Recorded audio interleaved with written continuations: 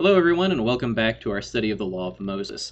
So over the past few weeks, we have been steadily kind of working ourselves upstream from a problem in antiquity, and a problem really for most of human history, even down to the present day.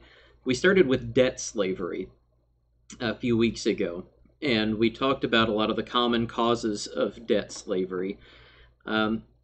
And we saw how the law provides protection for everybody who's in slavery, but especially for debt slaves, it provides, in particular, the protection of release, so that you cannot become a lifelong debt slave. And we looked at some situations in antiquity where that would happen. You have a bad enough year or a bad enough few years, or as in the case of Egypt, 7 consecutive really bad years, and the result for them was perpetual slavery, not just for themselves, but for all of their descendants as well, resulting in a perpetual 20% tax levied against everything that they produced. They were formally Pharaoh's slaves by the end of the book of Genesis. So we looked at all of those problems, and we saw how the law protects against that. It guarantees a periodic release every 7th year. The Sabbath year offers protection, release. Now, while you are held as a debt slave, you have protections as well. Right? If your master beats you so that you lose a tooth or you lose an eye or something like that, you're just immediately set free, and none of your debt is put back on you. Right, and there were several other protections that we looked at as well. In fact, I'll make sure to have that class show up in the cards. So you should see a little link. If you're watching this on YouTube, you should see a little link flash across the screen. But we noted last week that that's kind of a downstream problem. That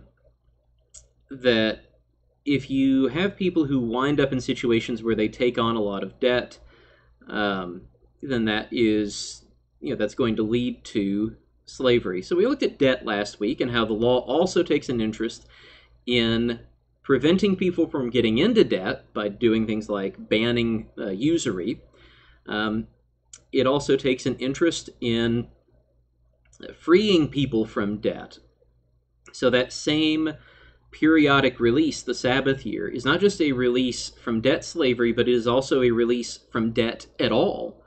Right? So the whole aim of the Sabbath year is to, again, keep people from falling into those kinds of circumstances, and breaking that cycle before it is able to come to completion. And of course, everything culminates in the year of Jubilee, where there is a drastic release.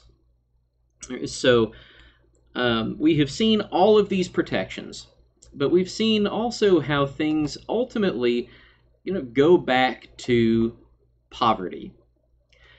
Right? Poverty is the big issue. It's why people fall into massive debt in antiquity. It's why people end up, by and large, going into slavery. Again, we looked at a few other causes as well, but it is a major, major cause of slavery. Destitution causes all kinds of problems, not just in antiquity, but today as well. And so how does the law handle that? Well, the law does take a significant interest in how poverty is handled and how other circumstances are handled that are equal to destitution. Right? The first thing that we need to recognize as we're about to enter into this portion of our study is that destitution is not just an economic measure. Right? Now, there's certainly an economic element to it. Right? If you've got no means, you have nothing to feed yourself. Yeah, that is going to cause a lot of problems. But on top of the economic factor, well, in fact, leading into that economic factor, are what we might call social circumstances, matters of status. In antiquity, in particular, there are certain classes of people that depend on others. that have no means because they have no status. We're going to look at those protected classes along with the poor today. And so we're going to look at the way that the law tries to prevent people who are destitute. Again, not just economically poor people, but generally destitute people. It tries to prevent them from staying in destitution. It tries to lift them out of their destitution. As we're talking about this, we also, I don't know, I've debated even bringing this up, but I feel like it is necessary to talk about. We need to talk about the phrase social justice for just a minute, because it's the cause of a lot of contention, not just out in the world, but even in the churches today. And you hear this, it's used pejoratively by and large in the church. I mean, when we talk about SJWs, social justice warriors, and we get a certain image in our head, right? There's a degree to which that the pejorative sense of that moniker is earned by some who practice it, right? When we are talking about microaggressions, right, that don't actually amount to any kind of oppression. When we're talking about trying to create protected classes where there are none, right? Particularly dealing with certain lifestyle choices having to do with sexuality, things like that. We're in a difficult situation in the modern day because social justice can refer to kind of these spurious claims of justice that secular progressives have come up with that are not covered in any way by the Bible, not even hinted at tangentially. Like I've made the case that the trajectory in Scripture is for abolition, even though there's really only one passage that even hints at it in Philemon. But as you're reading the laws and you're reading what the New Testament has to say, you can see there's a what I consider to be a clear trajectory in the Scriptures that ultimately slaveholders ought to free their slaves, right? And that should be a matter of Christian obligation. With some of the things that secular progressives in particular come up with, there's not even any hint of a trajectory like that in the Bible. Instead, some of these causes are even named as things in Scripture that are just explicitly sinful, right? So far from trying to extend special protected status to certain classes of people, well, I mean, it's just not something that we're interested in pursuing, right? So there's that sense in which we use phrases like SJW pejoratively, and especially whenever it takes on an ethos of being school-marmish. But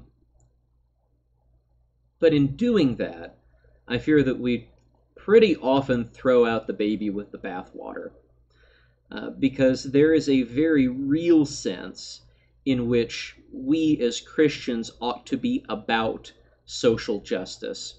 And so what do we mean, first off, by social justice? Because that's not, I think this is the biggest problem. It is not, strictly speaking, a biblical term.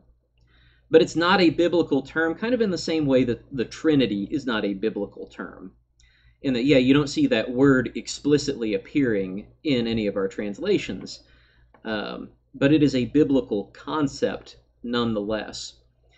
So what do we mean by social justice? And this is where I think as Christians we really need to slow down and learn to distinguish things.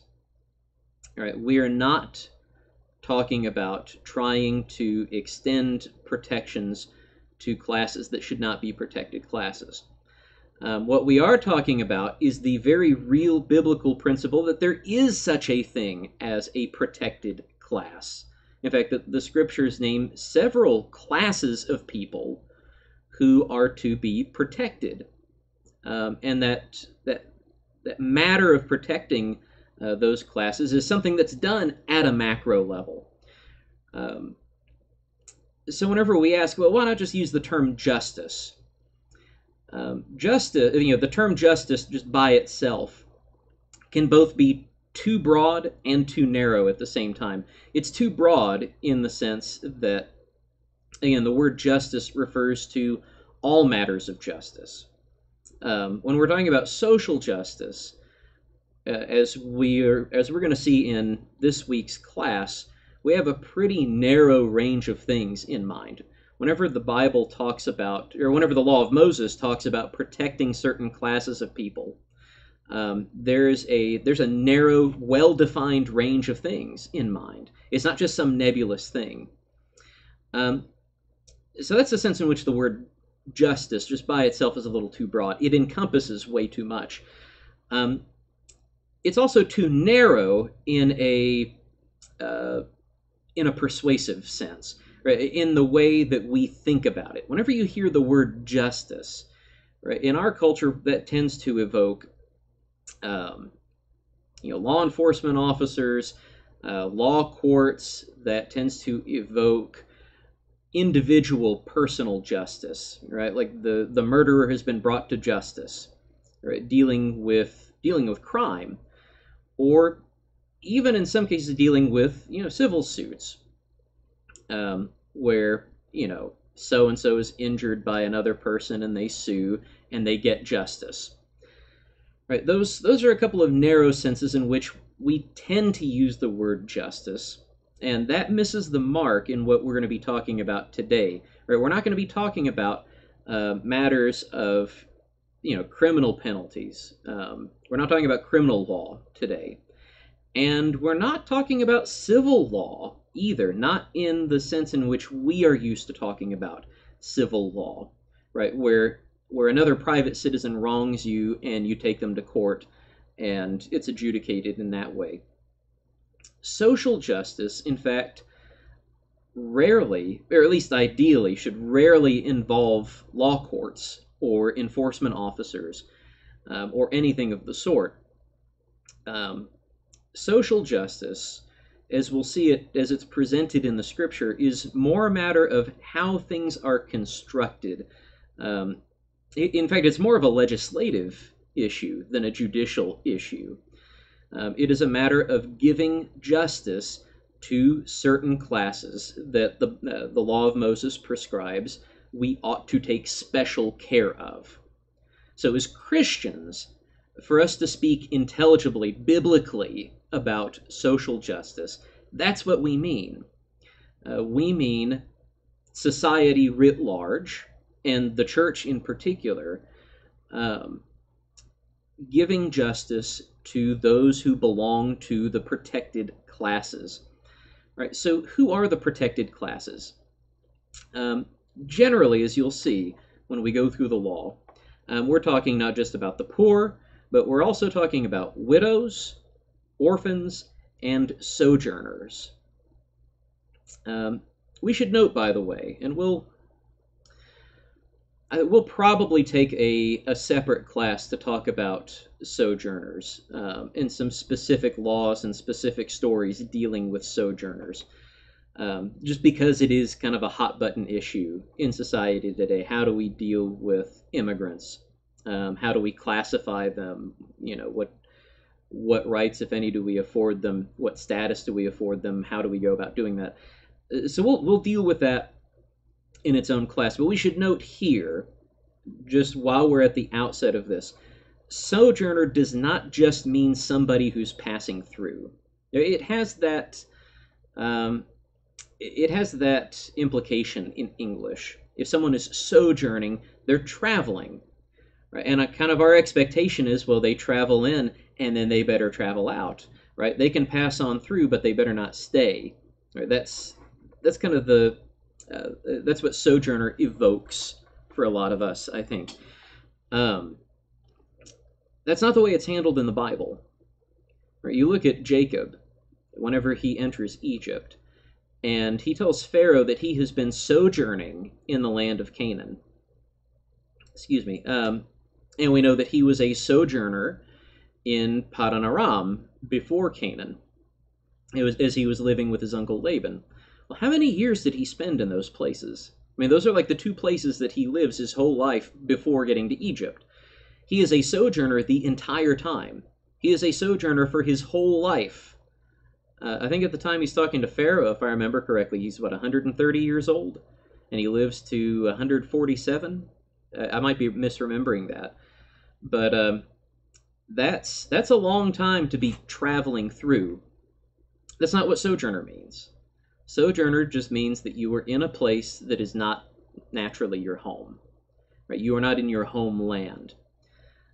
And Jacob is sojourning the entire time that he lives in Canaan, because Canaan doesn't belong to him and his family yet. It will soon, but it doesn't yet. And so all of the patriarchs were sojourners. Abraham was a sojourner. Isaac was a sojourner. Even though Isaac spent literally his entire life in the land of Canaan, he was a sojourner there.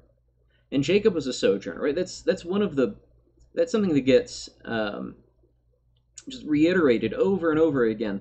You are the children of sojourners. It just means, again, a foreigner. Somebody who the land is not theirs. And so that includes people who have settled in the land. People who will live their entire lives in the land. If they're not Israelites, if their normal home is somewhere else, right? If they're Moabites, so they belong to the land of Moab, like Ruth, but they moved to Canaan and live there. They're sojourners. They are foreigners, even if they were, again, to spend their entire lives there. So as we look through the law, we're going to see that these are the classes of people that are given special protections to: widows, orphans, and sojourners, on top of the poor. Because these are the people that in antiquity have practically no legal status at all. Right? Widows and orphans have no means of providing for themselves. They have very few legal protections in antiquity. They are destined for destitution. Most widows are destined for begging or for prostitution, just depending on their age. Most orphans, again, it kind of divides down by lines of sex. Girl orphans, if they live into adulthood, are pretty much destined for prostitution in the ancient world. Male orphans who make it to adulthood are pretty much destined to become mercenaries. We should also note there, by the way, since we have cleared up some of the terminology behind sojourner, we should clear up some of the terminology for orphan as well. When we think of an orphan, we think of someone without parents. That is technically a double orphan.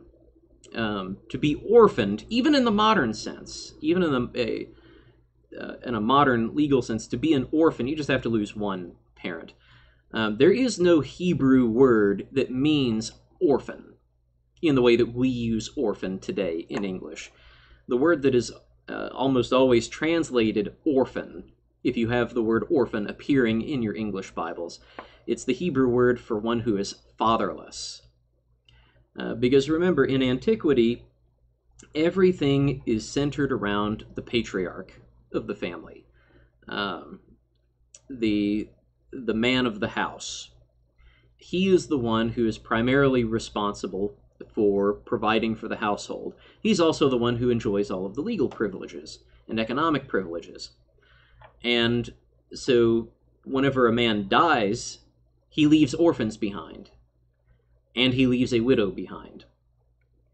And there are, the law offers protections for those who are fatherless, because it means in antiquity that they have no status in society, have no means of providing for themselves in a legitimate way.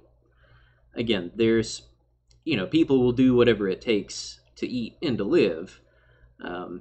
And back then, just as today, that often results in people falling into some rough occupations. So the law explicitly offers those classes of people special protections.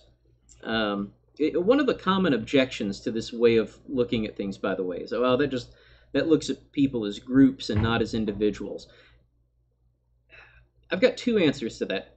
First off, as we study through, and particularly as we see how this carries down into the New Testament, we'll see that there is, at least in the New Testament, a set of prudential considerations for how you can, well, I'll just cut to the chase. The passage on true widows indeed, draws a distinction between widows who should be supported by the church and widows who should not be supported by the church because they have forms of support elsewhere. And discerning between those two categories, there are some standards laid out that we'll read in 1 Timothy towards the end of the class. But otherwise, some of them are prudential in some way. Can this person provide for herself or not? So that's one answer, first off, that just because the law deals with classes doesn't mean that it doesn't leave room for prudence. The second answer is, so what? We need to get rid of this obsession with everything having to apply at the individual level. If God wants to carve out a whole class of people and say, offer this class of people protections, what are we griping about? Really?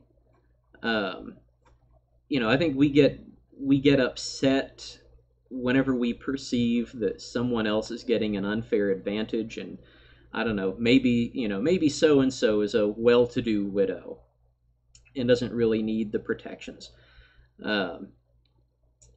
Again, some of our objections to dealing with people as classes ultimately boils down to jealousy or just the general concern that other people are doing too well. And I think that by and large, that's a misplaced concern. Again, we'll see in the New Testament that there are prudential matters to take into consideration. We should also note that those prudential concerns are almost entirely absent from the law itself. The law just names the classes and says take care of them.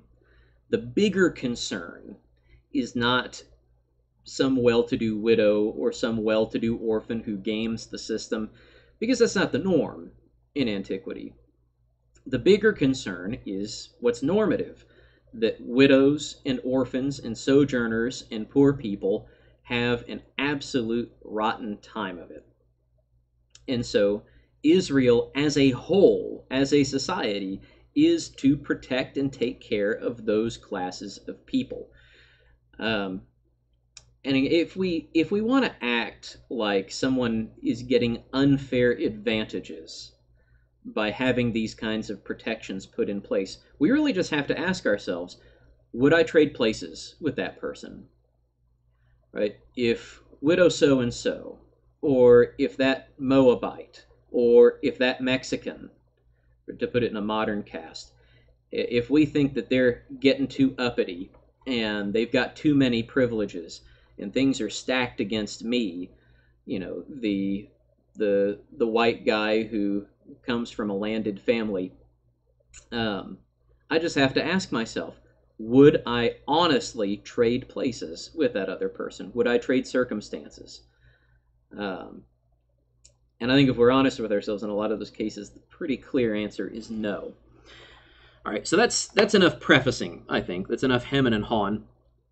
Let's talk about what kinds of protections the law actually puts in place for these different classes. First off, we're going to notice legal protections that are put in place. The law flatly prohibits anyone from taking advantage of a widow, an orphan, a sojourner, a poor person, and the punishment for taking advantage of someone of the protected classes is pretty steep. Right now, we should note before we go into the laws here that it's against the law to corrupt justice for anybody. So ask yourself, as we're reading through those laws, why would God carve out space for these particular laws to single out these particular classes of people? Now, let's start in Exodus 22:22. You shall not mistreat any widow or fatherless child. If you mistreat them, and they cry out to me, I will surely hear their cry. And my wrath will burn, and I will kill you with the sword, and your wives shall become widows, and your children fatherless. All right, so here the law singles out widows and fatherless children, and it says that you shall not deny them justice. Now, again, you're not supposed to corrupt justice, pervert justice for anybody, so why single them out? Okay, we'll come back to this question in just a second. Why single out those classes? That's not the only place, though, where the law offers protections. I want us to notice, though, before we continue into the next law, look at the punishment mechanism for this. This is something that God cares about so much that he says, I will kill you myself over this.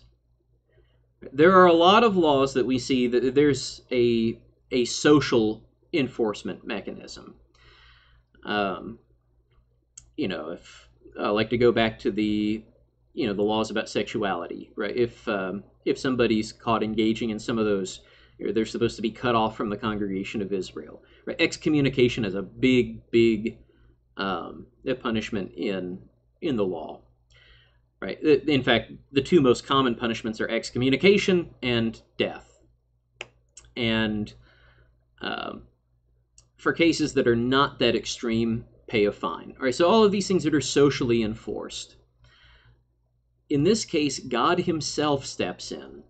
He says, if you take advantage of them, they're going to cry out to me, and I'm going to know, and I know where you live. I'm going to come and kill you. And in fact, this is going to be done poetically. Right? If you take advantage of a widow or a fatherless child, I'm going to make your wife a widow, and I'm going to make your children fatherless, God says. So does God take this seriously? Ooh, you better believe he takes this seriously. But let's continue into the next law. We'll see a similar set of protections. Deuteronomy chapter 24, verses 17 and 18. You shall not pervert the justice due to a sojourner, or to the fatherless, or take a widow's garment in pledge, but you shall remember that you were a slave in Egypt, and the Lord your God redeemed you from there. Therefore I command you to do this. Right, so let's start with the end. We see the same motive here for this law that we see in so many of the other laws, that we have seen in the slavery protection laws, that we've seen in the debt laws, that we see in the Jubilee laws. Remember where you're from, God says. You were a slave. Right? We as Christians ought to pick up on this theme as well. We were slaves to sin. Right? That's the connection the New Testament makes. That the devil had us in shackles until Christ came along and broke those chains. And so we know, at least we ought to know better than to go out and try to oppress someone else, to pervert justice for a sojourner, an immigrant, or to pervert justice for a fatherless child, an orphan, to take advantage of a widow. We ought to know better. And again, the punishment that God names for this is, like we saw in Exodus 22, death. Excuse me. So we've got these general legal protections in place, and they're not sussed out any. Right? It's just don't pervert justice for them, because you used to be oppressed, so you ought to know better. And if you do it, I'm going to come and kill you. So let's come back around to that question that we asked before we read the text. You're not supposed to pervert justice for anybody. Right? We have not really come to our study yet of the justice system, right? How all of these things are supposed to be enforced, how cases are supposed to be tried. The nuts and bolts of the law. We've not come to that yet. So, spoiler, the law says you're not supposed to pervert justice for anybody. You're not supposed to take bribes. You're not supposed to show favoritism to the rich. You're also not supposed to show favoritism in a law court to the poor. The law says in another place. So you're not supposed to pervert justice for anybody. So why does God, again, single out these protected classes and say specifically about them, you had better not pervert justice for them? It's because of their circumstance. It's because of their place in the world, their place in society. Those classes, at least in antiquity, are tailor-made for picking on. Those are the people that it's easiest to take advantage of in antiquity. God says you don't take advantage of them. Again, the law addresses problems that God knows will be there. Right? Why forbid this, that, or the other thing? Well, because it's actually being done. Again, God knows the hearts. And so why specifically prohibit people from taking advantage of widows and orphans and sojourners? Because there are people in this world who look at helpless people, which in antiquity would have been widows and orphans and sojourners. They look at those helpless people and they see dollar signs. Right? What we would call a helpless person, they call a mark. Now, nothing has changed, by the way. There are still people today that whenever they see the helpless, they get dollar signs in their eyes. All right, loan sharks, payday lenders, abortion clinics, all kinds of institutions. And that's just rattling a few things off the top of my head. There are all kinds of institutions that are tailor-made to take advantage of helpless and marginalized people. God says you don't do that. Right? You make sure to offer justice to everybody, even them. Right? Even the ones that can't advocate for themselves, you have to take care of, God says. Right, so those are the legal protections. The law also offers a lot of economic protections. Right? The law, Israel was not set up as a laissez-faire capitalist society. It was not set up as a place that thrives on equality of opportunity. Right? That's part of the the ethos that we have for ourselves. Right? We're not interested in being egalitarian. We are interested in what we call equality of opportunity. So everybody has the same opportunity regardless of their social class. Now, there's a sense in which, perhaps more than any other culture in history, we have actually tried to accomplish that because we have actually believed it. We've kind of drunk our own Kool-Aid a little bit. Because you really mean to tell me that I, as a lower middle class schmuck, I have exactly the same opportunities in this country as Jeff Bezos? Buddy, if you think that, you've got to pull your head out of the ground. All right, get a breath of fresh air. Your brain cells are dying. There's a sense, there's an idealistic sense in which things ought to work that way in this country, and yet we recognize, at least I hope we do, that there are certain things that give you advantages in the system. Right? There's a reason why.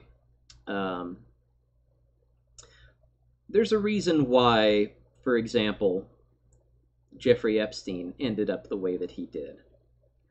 It's because very powerful interests in this country are covering their rear ends, and they've got the resources and the means to pervert justice for that.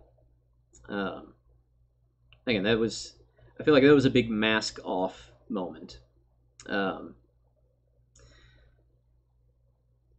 Even in a society like ours, in which we at least try to preach the ideal of equality of opportunity, we recognize it's not strictly the case. Israel is not set up that way at all. That is not the founding principle of Israel. The founding principle of Israel is righteousness. Be holy as I am holy, God says. And one of the things that we notice throughout the law, we notice it through the prophets as well, is that God takes a special interest. Well, we notice it in the Psalms too. It's all over the Psalms. God takes a special interest in the poor and those who are downtrodden. Right? God proclaims himself to be the one who takes care of those who cannot care for themselves and for whom nobody else cares. And so he passes these principles down to Israel as well.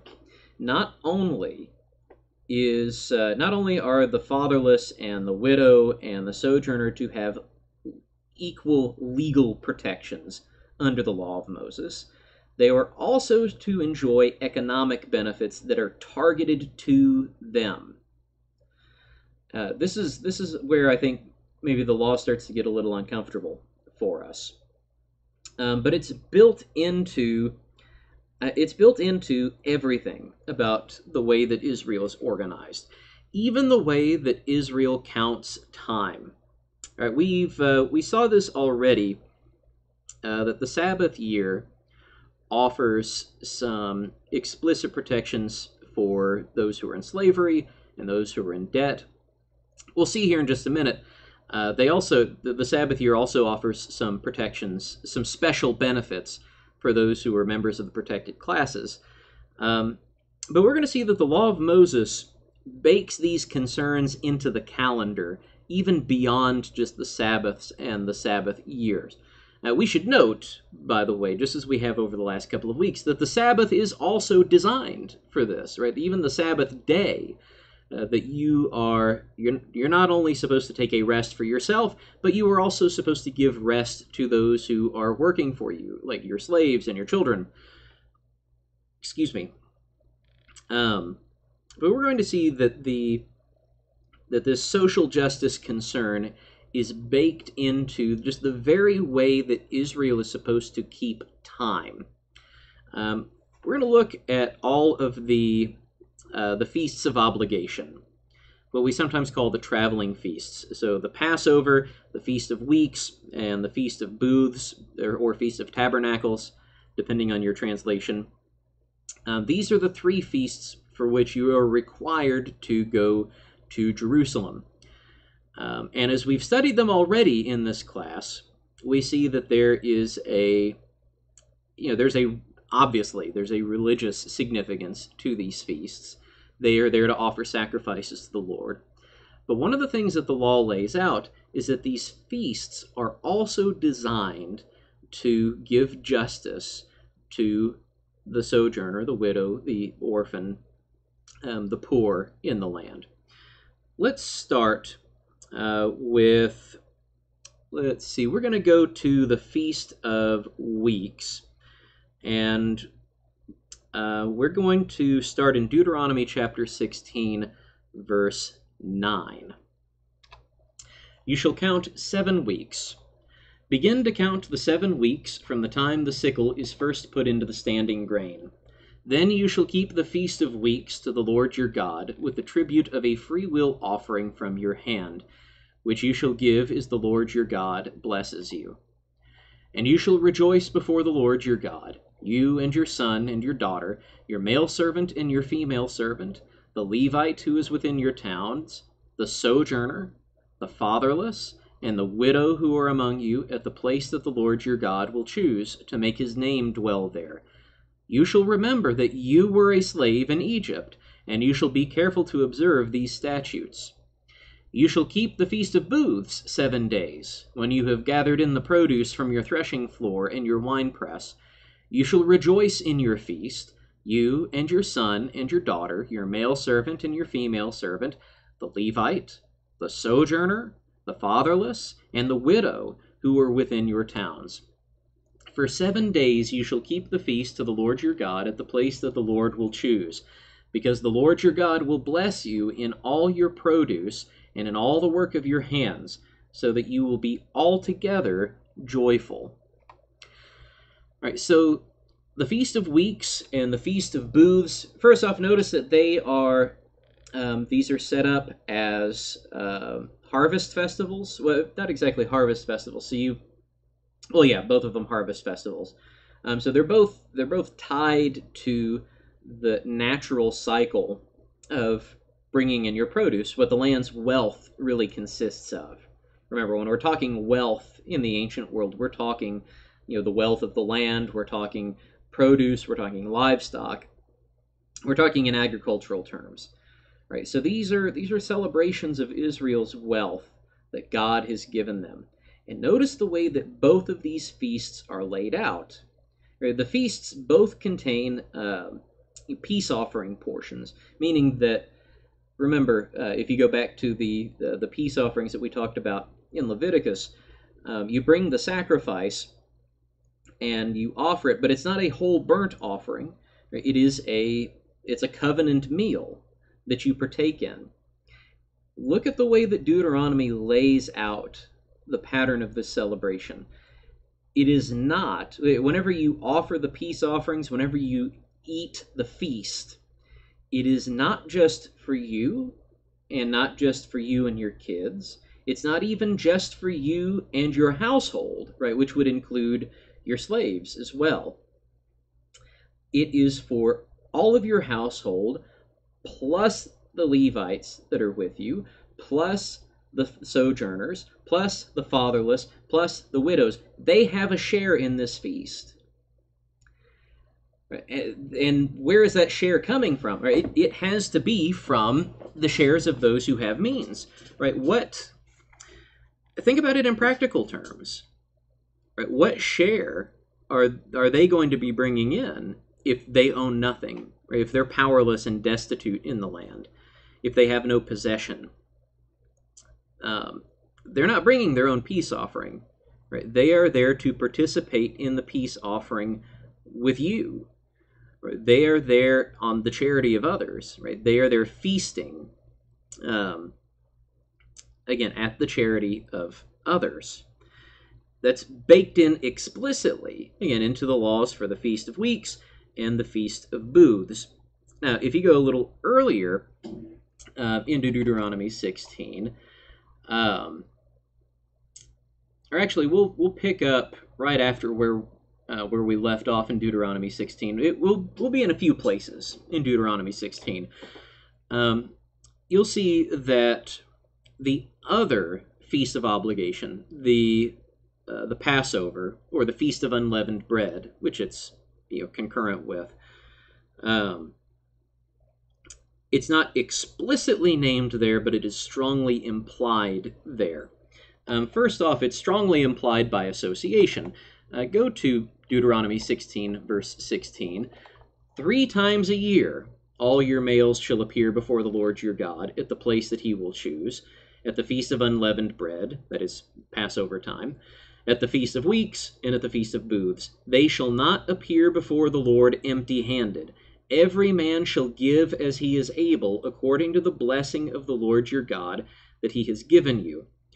So we read explicitly in the laws for the Feast of Weeks and the Feast of Booths that giving is also going to include the feasting of the fatherless, the sojourners, the widows, the Levites. And here we have them lumped together with the Feast of Unleavened Bread in verses 16 and 17.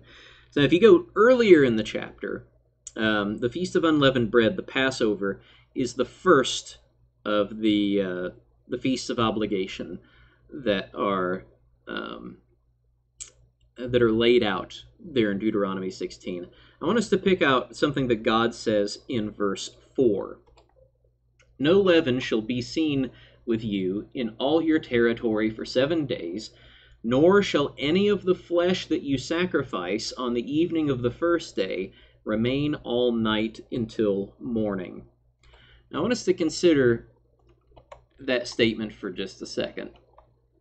So the Passover sacrifice, the lamb that is to be eaten, all of that flesh has to be eaten in one night. Right? Any peace offerings that you make, they all have to be eaten that one night. what is the implication of that? Are we talking about a situation where everybody who has animals, they're sacrificing them and eating them as much as they can, while at the same time those who are without means are just kind of going hungry overnight, and then in the morning all of the well-to-do people come out and they just burn up all of the leftover meat that they weren't able to eat, while all of the poor are still hungry?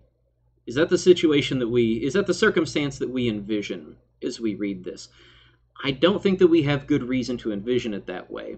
All right, we'll read some scriptural support for this in just a second, but I want to get the image in our minds that this requirement that the meat has to be eaten overnight it's a wide open invitation to have as many people eat on it as possible. It's all got to be gone, right? So, so bring in people out of the highways, as it were, right? Think of all those parables where Jesus is talking about somebody who's about to hold a feast, and he tells his steward to go out and invite people, and if they won't come, go out into or if there's still food left over, go out into the highways, go out into the hedges, find anybody that you can bring in to participate in this feast. Right? We remember those parables, right? That's precisely the sort of image that we ought to have in mind as we consider the Passover and the Feast of Unleavened Bread. There is a good scriptural reason for that, connected directly to the Passover. You go back to Exodus chapter 12, the original Passover ordinance. We're going to read verses 3 and 4 about how you provide lambs for the Passover sacrifice. Tell all the congregation of Israel that on the 10th day of this month every man shall take a lamb according to their father's houses, a lamb for a household. And if the household is too small for a lamb, then he and his nearest neighbor shall take according to the number of persons. According to what each can eat, you shall make your count for the lamb. All right, so this principle is already in place explicitly in the law, that if you don't have enough people to account for a whole lamb, you're going to combine forces, right? Get together with your neighbors. And what the law shows us in Deuteronomy 16 is that, well, it brings us back to that infamous question of the Gospels: who is my neighbor? Right? It includes not just the well-to-do landed people who have their own flocks and herds and have their own land. It includes, from a gospel perspective, it includes Samaritans. From the law's perspective, it includes the sojourner. It includes the fatherless. It includes the widow. It includes the Levite. It includes everybody who has no formal share in Israel. Right? You're looking to, you think of it like you've almost got to make quorum for this lamb, right? You need a certain number of people to be able to eat on this lamb. And you do what you can to fill that number, right? If there's not enough in your household for it, you combine forces. And again, not just with those who have houses and land. All right, so the protection or special provision for these protected classes is baked into the calendar. And it's difficult to overstate the importance of that. The very way that Israel marks the running of time, marks the course of their year, includes special provisions for the sojourner, the fatherless, and the widow. That's baked in. And we should also remember, again, these are religious observances. And so in the formal practice of their religion, as they're offering their sacrifices before God, there is a component that, again, is especially geared towards protecting the fatherless, the widow, and the sojourner. So in everything that is most important in Israel, these protections are baked in. And that's just the beginning of the economic laws, right? The economic benefits, the protections that are given to these protected classes under the law. Now, before we continue on, though, we should notice these are not means tested. Right? The law in Deuteronomy 16, the law in Exodus 12, it doesn't say where particularly the law in Deuteronomy 16, it doesn't say, make sure that this person's not making such and such an amount, make sure that they are, if they're on welfare, they have to be employed, that kind of thing. It's just invite them in. Right now, in Exodus 12, it is explicitly laid out. Right? This is specifically for groups that are too small to make a lamb for themselves. Get them together. So there the protections are more limited. As we continue through the rest of the laws, we should notice again also what is not there. A lot of our preoccupations with making sure that only the right poor people get to enjoy these benefits. The law offers several protections for making sure that people have enough food to eat in particular. And remember, this is like the only measure of wealth in antiquity for everybody short of the nobility. Right? You only really start talking about precious metals and stones and things like that in any appreciable sense once you start talking about kings. For the commoner class, their wealth is bound up almost entirely in agricultural means. And the law says that these protected classes get a share of that wealth. It is guaranteed to them, and it is to be provided at a systemic level. Everybody in the nation of Israel is obligated to meet these requirements. So let's start with a narrow benefit that is offered in Leviticus chapter 19, verse 9. When you reap the harvest of your land, you shall not reap your field right up to its edge, neither shall you gather the gleanings after your harvest. And you shall not strip your vineyard bare, neither shall you gather the fallen grapes of your vineyard. You shall leave them for the poor and for the sojourner. I am the Lord your God. All right, so the famous gleaning laws. Whenever you have whenever you're harvesting any kind of produce, any kind of field, and notice that the law leaves it pretty wide open, right? Any kind of field that you have any kind of grain in, any kind of vineyard that you have that you are gathering fruit out of, you don't reap right up to the edge of your land. There's actually like two sets of protections here. As you are harvesting, you have to leave an edge. How much space? The law doesn't say. Right? That's a prudential matter. It's almost like if the law required whenever you go out to eat, you must leave a tip, but it just left it at that. Right? Well, what do you tip? Right? Are you one of these guys who, tips a penny just to be a smart aleck? Are you one of these guys that refuses to ever tip more than $3? Or do you tip based on percentage? How do you do it, right? That's a prudential question. I think there are good answers and bad answers to those questions, by the way. I mean, that's just because we say something is prudential doesn't mean that there are no right or wrong answers. How much of your edge do you leave? How much is appropriate? That is something, again, that the law leaves up to discretion, but you are to leave an edge, and it's to be for the benefit of those who are poor and for sojourners specifically. So you just leave some of the produce standing, available to pick as needed. That's the first protection. The second protection is that you don't go through your field and harvest a second time. In other words, whatever you miss the first time that you go through in the harvest, it doesn't belong to you anymore.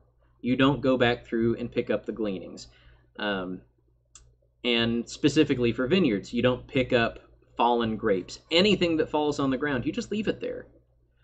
Right? Anything that touches the ground, you leave it there. It does not belong to you. Instead, it belongs to the protected classes. That is the sort of protection that is, again, that's supposed to handle people's, the poor people's basic needs. They can go into a field and they have food to eat so that they don't starve. And it's supposed to, if this is applied consistently across everybody's land, this ought to leave a pretty fair amount of food available and open to those who need it. There are broader protections as well, though. I said we would come back around to the concept of the Sabbath. Let's do that now. Turn to Exodus chapter 23. We'll begin in verse 10. For 6 years you shall sow your land and gather in its yield. But the 7th year you shall let it rest and lie fallow, that the poor of your people may eat, and whatever they leave, the beasts of the field may eat. You shall likewise do with your vineyard and with your olive orchard. 6 days you shall do your work, but on the 7th day you shall rest, that your ox and your donkey may have rest, and the son of your servant woman and the alien may be refreshed. So notice there that the law ties together, as it so often does, the Sabbath year with the Sabbath day. Right, those follow just right on the heels of each other. And notice the Sabbath day provision, again, is not just for you, and it's also not just for your household. It's also for our ESV rendered it alien, someone who is a sojourner, a foreigner in the land, who is doing work to make a living. We might, if we wanted to put this in, cast this in a modern frame, we would probably be talking about day laborers. And the law says you make sure to give them Sabbath rest, that they may be refreshed. All right, but going back to the Sabbath year provision, all right, so all of the time, every year, you're supposed to leave the edge and you're supposed to leave the gleanings. In the Sabbath year, you're supposed to leave the entire field. Now, you're not supposed to sow it. That doesn't mean that nothing is growing there. That's baked into the text. It is there. It's assumed, again, you're living in a society that that's incapable of perfectly, completely harvesting everything out of the field. There's going to be a lot of seed that falls to the ground at harvest time. And the following year, even though you're not the one sowing it, you're going to have a volunteer crop of some sort. And that crop you are to leave, again, explicitly for those protected classes. They are there. It says that the poor of your people may eat. So you're not just giving the land a rest. That's part of the Sabbath year as well. But you are also offering extra food to those who are poor and needy. So notice that's a lot of protections that get racked up on the Sabbath year. You've got release from slavery. You've got forgiveness of debts. You have the fields left open for the poor. The Sabbath year is a big, big year in terms of taking care of those who are in need. And it's really sad that we never ever see Israel do it. So we notice that protection that started in Leviticus 19 is broadened out during the Sabbath year. We're going to notice, though, that these protections continue to broaden out. In fact, I've got the slides in a particular order. We'll also notice that these particular protections are not the only kind of economic protections that are given, the only kind of food protections. Let's turn our attention to the tithe for just a minute. Now, we've talked about the tithe before and what the tithe goes towards. As we were talking about the sacrificial system, as we were talking about Israel's religious system, we talked about the tithe. And there's a misconception about the tithe. We talked about it back then, too. The misconception is this idea that the whole tithe goes entirely to God, that it's all sacrificed. As we saw reading through the law, that's not the case. It is only a tithe of the tithe that is given in sacrifice, that would consist in things like burnt offerings and grain offerings. The bulk of the tithe as we saw it expressed in other places in the law, is intended for the priests and for the Levites. It's the way that they are provided for. But the law expands that out in a really important way. And it does it, I think, for a couple of reasons. First, we're going to see that it also offers protection for these protected classes. And I think part of what's going on there is it is also keeping the priests from falling into indolence.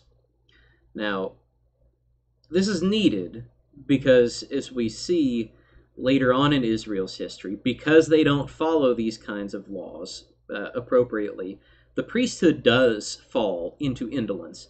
That is, people who are ostensibly supposed to be men of God make themselves fat off of the work of the congregation of Israel.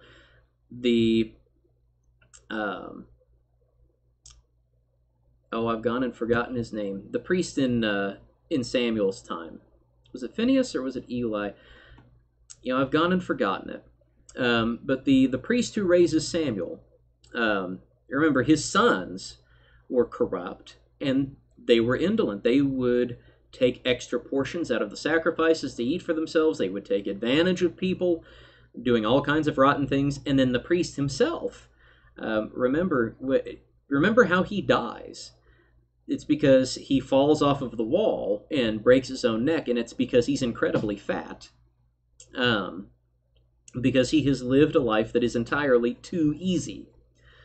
And the law that we're about to look at, I think, in part, is written to keep that kind of thing from happening. But it does that by siphoning some of these resources away from the priestly class and the Levites to the poor. So let's read Deuteronomy chapter 14, verses 28 and 29. At the end of every 3 years you shall bring out all the tithe of your produce in the same year, and lay it up within your towns. And the Levite, because he has no portion or inheritance with you, and the sojourner, the fatherless, and the widow who are within your towns, shall come and eat and be filled, that the Lord your God may bless you in all the work of your hands that you do. All right, we should notice a couple of things, by the way. The tithe, and we read this in other places as well, the tithe is collected up every 3 years. So in the intervening years, you're to hold back your tithe, right? You're storing it up for when it's collected. And then in the 3rd year, you bring it all together.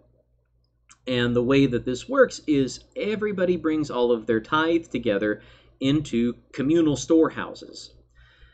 It should be very reminiscent, right? It should ring some bells. We should hear echoes of Genesis 41 and Genesis 47 in this. Remember when Joseph, during the 7 years of plenty, has all of the Egyptians store up this extra grain in storehouses. That's precisely what the tithe is doing. The tithe is to be collected up in storehouses. Unlike what Joseph did, though, this store of grain is to be given out freely to those who need it. It's, again, primarily meant for the priests and the Levites, but Deuteronomy 14 also explicitly covers the protected classes.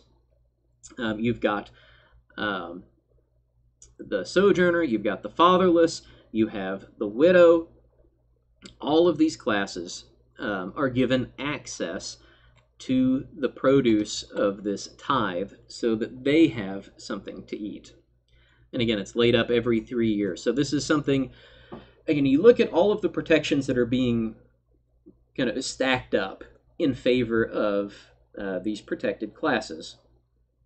This is all designed, remember, to keep people from having to fall into debt to feed themselves, because that whole cycle, that vicious cycle that we talked about, again, almost always ties back to people not being able to feed themselves in a world where 95% of people are subsistence farmers. So you've got the gleanings along with the field edge. You have let's just do it chronologically. Every single year, all the time, you have yeah, at harvest time at least, you've got the gleanings. Every third year, the communal storehouses get refreshed, and those are again supposed to be available for whoever needs it whenever, but they get restocked every third year. Every seventh year, all of the fields in their entirety are left to just grow whatever they grow naturally, and all of that produce is left for just whoever wants to eat it. All right, so a pretty broad, expansive set of protections. Now, as you're thinking about this practically, it might occur to you there's some pretty important gaps in that. Like, what's a poor person supposed to do, say, during the growing season? Whenever the field has been planted and it's before harvest time, what are they supposed to do then? What are they supposed to do whenever the communal storehouses run out, as you would assume they would before the 3 years are up? What do they do, in between Sabbath years? Just because you're poor doesn't mean that you hibernate, right? You don't turn into a bear, where you tank up whenever things are rich, and then you just fall asleep through the summer, or for 6 years or whatever. So what do you do then? The law fills in those gaps as well with the most radical and expansive food law that I think has probably ever been written. Turn to Deuteronomy chapter 23, verse 24. If you go into your neighbor's vineyard, you may eat your fill of grapes, as many as you wish, but you shall not put any in your bag. If you go into your neighbor's standing grain, you may pluck the ears with your hand, but you shall not put a sickle to your neighbor's standing grain. All right.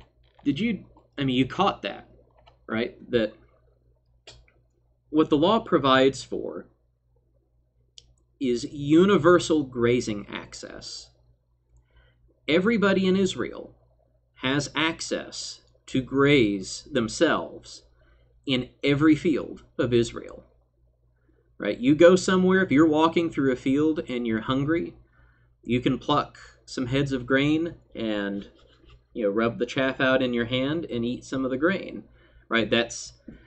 We should hear specifically some echoes of that occasion in the Gospels when Jesus' disciples do precisely that, and the Pharisees complain about it, right? They've missed the importance of the law because they think you're not allowed to eat on the Sabbath day, right? They have mistaken what's going on. You can, if you're walking through a vineyard and you're feeling kind of peckish, just grab a few grapes, pop them in your mouth, right? It's like, have you ever gone through, I'm sure everybody has experienced this. You go through like the bulk goods section of a store. Those few stores that still have bulk food containers, right? Where you pull the handle down and you pour a certain amount of the food in the bag and it's sold by weight. In my experience, every one of those has at least a few bins with like chocolate or candy or pretzels or things that are just attractive to eat just right out of the bin, right? Everybody, I think, has been tempted by that sort of thing, and I think many have indulged it as well. You just want to reach in and grab a gumdrop and pop it in. And of course, all of the signs say you will be kicked out of the store if you do this. Don't ever do this. We'll never let you back in. And they tend to enforce those things too. Let me just say, because I sound like I'm setting myself up, I have never been banned from any grocery store for grazing through the bulk food items. I am confessing, though, that I am sorely tempted by the bulk food containers. And I don't think I'm alone in that.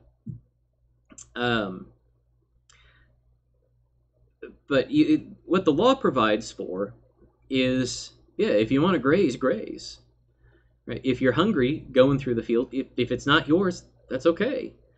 Right? So long as you're not actually harvesting the field. The law makes that distinction. You can't go through and fill a bag with stuff. You just eat what you can, right? You pick to eat, you don't pick any more than you can eat as you're walking through the vineyard, and that's it. Or if you are in the standing grain, you don't go in with a sickle. In other words, you don't go and start harvesting your neighbor's crops. But if you're going through and you're hungry, you have a right to eat off of that food. Notice again just how radically expansive it is. The protected classes are nowhere mentioned in that law, by the way. It is designed for everybody, so that there can be no question. There is no question. Does such and such have a right to be eating in that field? That question is answered by the law. Everybody has a right to be eating in that field. And so this protection, again, it's a benefit that everybody in Israel gets to enjoy, but it is something that is absolutely necessary for the protected classes.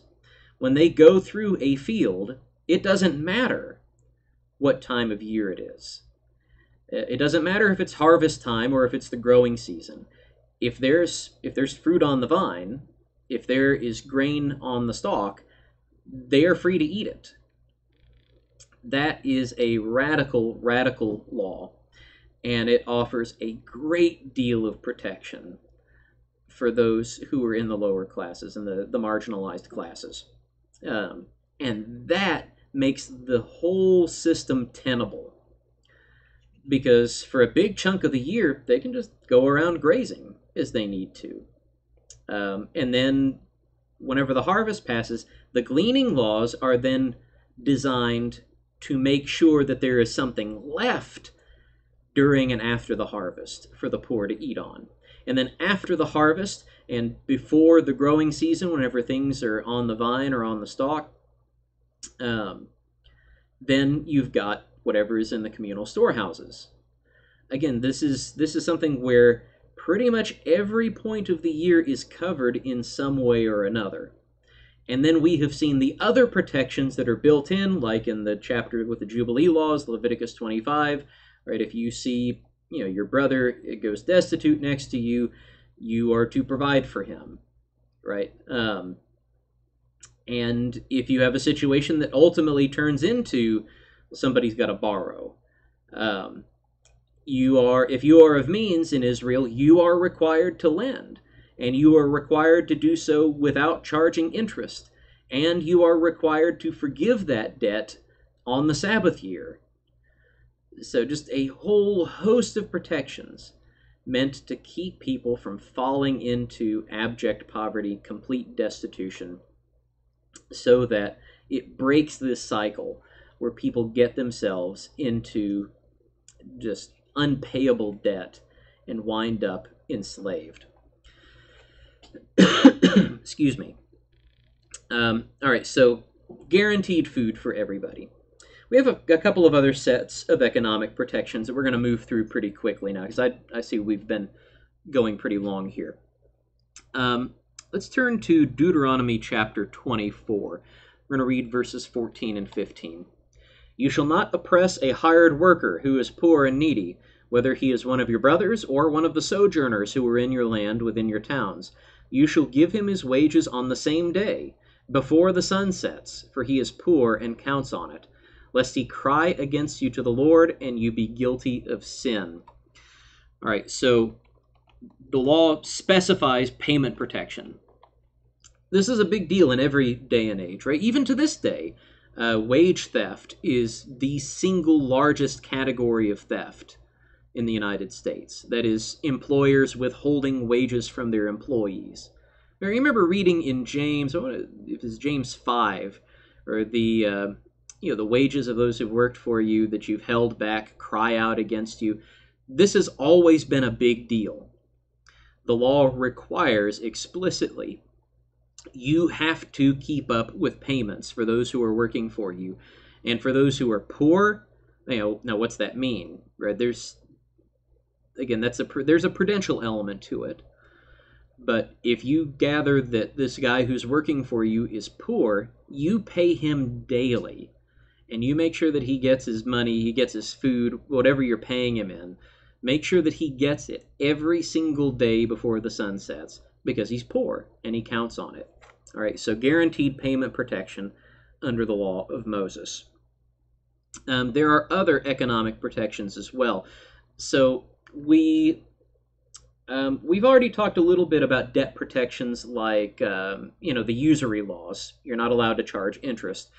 There are other debt protection laws as well that are designed specifically at keeping people from going further into poverty and therefore further into debt, specifically having to do with collateral. So there are limits on what you can take as pledge for a loan. Turn to Deuteronomy chapter 24. We'll read verse 6. No one shall take a mill or an upper millstone in pledge, for that would be taking a life in pledge. Let's skip down also to verse 10. If I can get the slide to advance. When you make your neighbor a loan of any sort, you shall not go into his house to collect his pledge. You shall stand outside, and the man to whom you make the loan shall bring the pledge out to you. And if he is a poor man, you shall not sleep in his pledge. You shall restore to him the pledge as the sun sets, that he may sleep in his cloak and bless you. And it shall be righteousness for you before the Lord your God. All right, and then finally we'll repeat the passage that we read earlier in the class, chapter 24, verses 17 and 18. You shall not pervert the justice due to a sojourner or to the fatherless, or take a widow's garment in pledge. But you shall remember that you were a slave in Egypt, and the Lord your God redeemed you from there. Therefore, I command you to do this. All right, so in all of these cases, there are strict limitations on what you can take as collateral and how you hold that collateral. Right, this is wildly different from the way that we handle loans regarding essential items today, right? Where you have, it's not uncommon for people, especially poor people, or people who hit hard times, who are unable to pay their debts, to lose their cars, lose their houses, things that are essential for their livelihood. Living in the city here, it's easier to do without a car. Let's recognize that there are a lot of places in this country where having a car to be able to get to and from work is not really an optional thing. It's not, in a lot of circumstances, it is not a luxury like it is here in the city of St. Pete. But the law says there are certain things that you just don't take from people. You don't take the upper millstone as a pledge, right? Because that is somebody's livelihood. They can't grind grain, right? You don't take part of their something that they use for productivity, because again, that throws people directly into that vicious cycle. If somebody is poor and has to take out a loan, why on earth would you take the thing that allows them to make money? Right? It's dumb enough that at that point you cannot honestly say that you are expecting that person to pay you. It's like chopping that person's feet off. You are making it to where they cannot earn a living to pay back that debt. And so the law forbids you from doing it. Don't take the upper millstone. Don't take any part of the millstone, because that's their livelihood. That's the principle that we should be looking at, by the way. Right? The reason why the law gives that you don't take the millstone, because it's that person's livelihood. You don't take the livelihood. That's the principle. Excuse me. You don't take somebody. You can take somebody's cloak in pledge, but if it's a poor person's cloak, you have to make sure to give it back to them every night so that they have something to sleep in. If it's a widow we're talking about, you can't take the cloak in pledge at all. But again, notice that the law puts a lot of protections in place for those who are poor and needy and who are still having to take out loans. All right, so those are all of the laws, and this has gone significantly longer than I anticipated it going. So here's what I'm going to do. I'm going to cut today's class off here. And for our next class, which I'm planning on having together and recorded for Sunday, we should be, I know this one is coming out, it's Wednesday now as I'm recording this. So this one is coming out later than normal. By the end of this week, we should be back on our normal video production cycle if you're watching on YouTube. So the plan for Sunday, we'll go through the rest of this material that I had prepared for today. We're going to look at some Old Testament examples of how these laws get played out properly. I've said at several points through our study of the law that the Sabbath year, the year of Jubilee, we never see Israel practice these things. But a lot of these protections we do see carried out in a pretty extraordinary way in at least one man, an extraordinary man named Boaz in the book of Ruth. So we'll spend some time studying through portions of the book of Ruth and looking at how Boaz treats the law. One of the things that I want us to especially see is that all of these standards that we have set out here are basement. Right? This is the ground level. These are the bare bone minimum protections that Israel is supposed to give to people. And we're going to see that because Boaz goes way above and beyond what the law requires.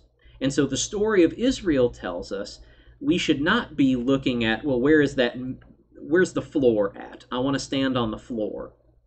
The history of Israel is encouraging us, now, look, you use that as your guidelines. You go as far as you can with it when it comes to providing for these protected classes. And so we'll see. Well, I'll shut up. I'm about to get myself into teaching the class before I teach the class. We'll go over that. And we're also going to go over how these laws carry down into the New Testament and the way that the church operates today. And I want to pay special attention to the most overused proof text, probably in the entire New Testament, at least by our circles. I hear this verse proof texted insanely, and I mean proof text in the most derogatory sense possible. People ripping it out of context and taking it to mean precisely the opposite of what the New Testament teaches. The poor you will always have with you. How many times have you heard that quoted as an argument against any kind of systematic attempt to deal with poverty?